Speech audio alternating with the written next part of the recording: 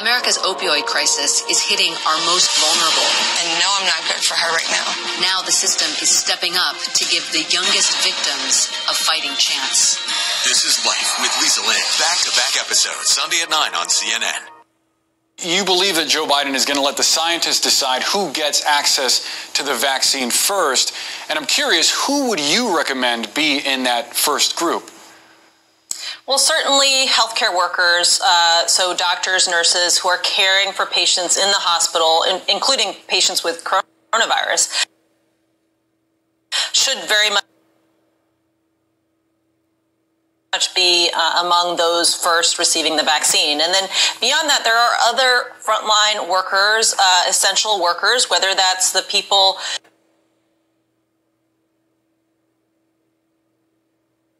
who are working in food and meat processing, people who are the grocery store checkout counter.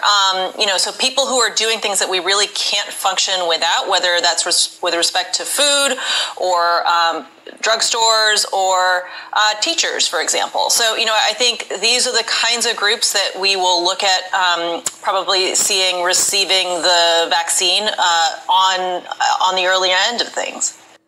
When can I get a coronavirus vaccine? CNN. Federal government officials are promising coronavirus vaccines soon, some even before Christmas, and states are gearing up to begin vaccinating Americans sometime in December. It almost sounds as if people will be lining up everywhere before New Year's to get a vaccine. But while millions of healthcare workers may be able to get immunized against the virus before the end of the year, the rest of the population is going to have to wait for months. Healthy adults under the age of 65 and children may well have to wait until late spring or even the summer, depending on how many vaccines get approved, how quickly they can be manufactured and distributed, and how the debate goes over allocation. Here's a look at what to expect from the coming coronavirus vaccination campaign. Who can get a vaccine and when? December. Who might get vaccinated? Healthcare workers and nursing home residents. December is a month for some big decisions. On Tuesday, the U.S. Centers for Disease Control and Prevention's Advisory Committee for Immunization Practices meets to vote on who should be the very first to get vaccinated. That will almost certainly be 21 million frontline healthcare workers, support staff, and 3 million residents of long-term care facilities who have been hardest hit by the pandemic. It will be easiest to vaccinate these groups. They're already in institutional settings, and the nursing home residents can get vaccinated at the same time their caregivers are being immunized. This decision is being made even before the U.S. Food and Drug Administration has authorized a vaccine. The FDA has scheduled a meeting of its vaccine advisors, the Vaccines and Related Biological Products Advisory Committee, for December 10 to consider emergency use authorization for Pfizer and BioNTech's COVID-19 vaccine, and another meeting on December 17 to discuss Moderna's vaccine. The FDA has promised to consider the committee's advice before deciding on any vaccine. The committee is made up of outside experts who do not have a stake in any of the companies making coronavirus vaccines and who are independent of the federal government. FDA officials say their decisions on the vaccines could come days to weeks after the meetings. It depends on what questions come up. But in the fastest scenario, the FDA could give emergency use authorization (EUA) as soon as next week for Pfizer's vaccine, and the federal government's Operation Warp Speed has promised to start delivering vaccines within 24 hours after that. Potentially, the same thing could happen the following week with Moderna's vaccine. Pfizer and Moderna started making vaccine even while they were still testing it, and between them planned to have 40 million doses for the U.S. market by the end of December. Each vaccine needs 2 doses, given 3 to 4 weeks apart, so in theory, while 40 million doses could only fully vaccinate 20 million people, it could get 40 million people started. January. Who might get vaccinated? More healthcare workers, other essential workers like emergency medical technicians, firefighters, and police. If 2 or more vaccines get approved by the FDA, January might be when discussion really starts on who can get vaccinated and when. Dr. Lori Corey of the University of Washington, who is heading up coronavirus vaccine clinical trials in the U.S., has said if both Pfizer and Moderna get vaccines authorized, they could supply 50 million more doses in January and 60 million more in February and March. That adds up to 150 million doses, enough to fully vaccinate 75 million people. But there are way more people than that just in the groups tagged as priority groups in the US. The CDC estimates there are 21 million health care personnel, 3 million long-term care residents, 87 million essential workers, 100 million adults with high-risk medical conditions and 53 million others 65 and older. That adds up to 264 million people. Several groups of independent experts have weighed in on how to allocate vaccines, including the National Academies of Science, Engineering and Medicine and Johns Hopkins University.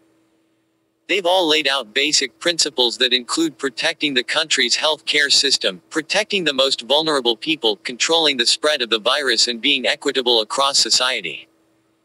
ACIP will need to meet to decide on the details of all these phases.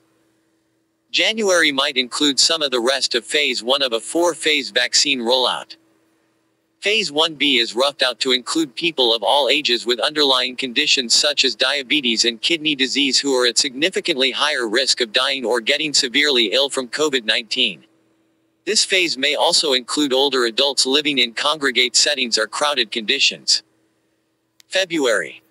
Who might get vaccinated, more essential workers and high-risk adults. By February, states may have hit their stride on vaccinating residents. Vaccination campaigns may move beyond hospitals and nursing homes, rehabilitation centers and other such facilities to pharmacies and medical practices. More vaccines may be authorized or at least ready for authorization by January or February. It's clear that Moderna and Pfizer alone cannot cover the U.S. population. AstraZeneca, Johnson & Johnson and Novavax all have vaccines in Phase 3 trials, the last stage before seeking authorization or approval. AstraZeneca is likely to seek U.S. approval by January. Johnson & Johnson has said it will have efficacy data by January or February. Novavax is a little farther behind, but all of these companies will also be producing vaccines while testing goes on and might be adding to the count. March. It's possible that the U.S. will still be in Phase 1 of vaccination in March, simply because of the sheer numbers involved.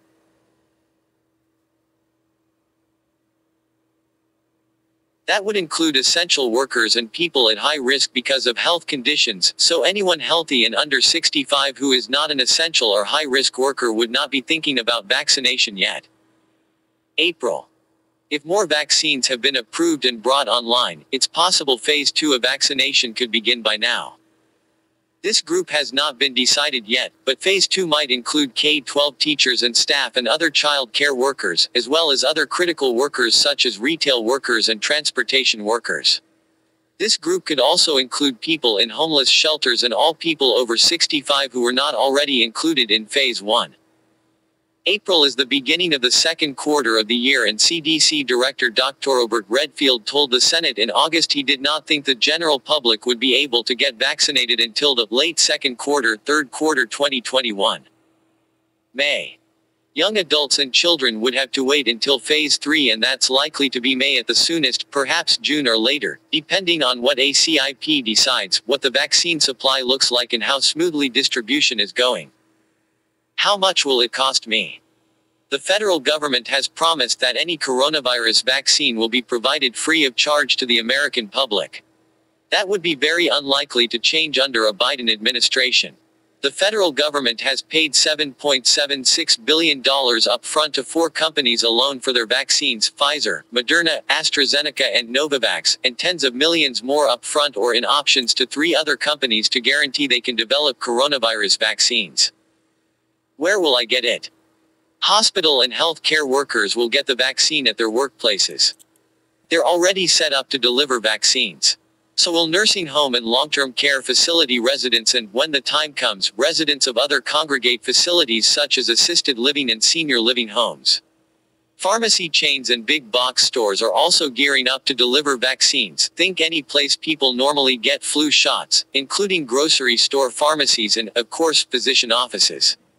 School clinics may also be considered, especially in states where community clinics have been installed in schools. Can it make me sick? People who have tested out the Pfizer and Moderna vaccines have reported they can sometimes have a kick causing soreness at the injection site and maybe a feeling of general malaise for a day or so.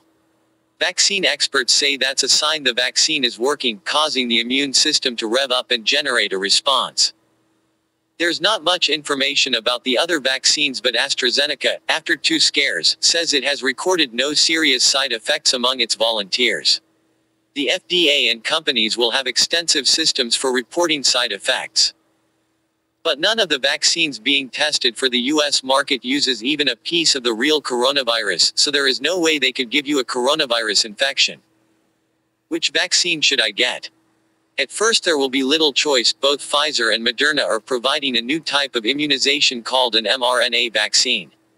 It's considered especially safe because it does not use a whole virus, just a piece of genetic material, and both seem especially effective, providing 95% protection against symptomatic disease.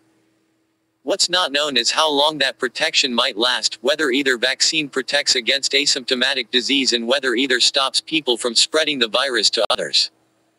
Vaccines coming later might offer harder choices. AstraZeneca's vaccine uses what's called a replication-deficient virus to deliver a piece of genetic material from the coronavirus. So does Johnson & Johnson's vaccine. There's not a lot of safety data about these vaccines yet, but some doctors may be reluctant to offer them to patients with compromised immune systems, including those with rheumatoid arthritis or multiple sclerosis who are taking immune-suppressing drugs, pregnant women, people taking certain cancer treatments and others.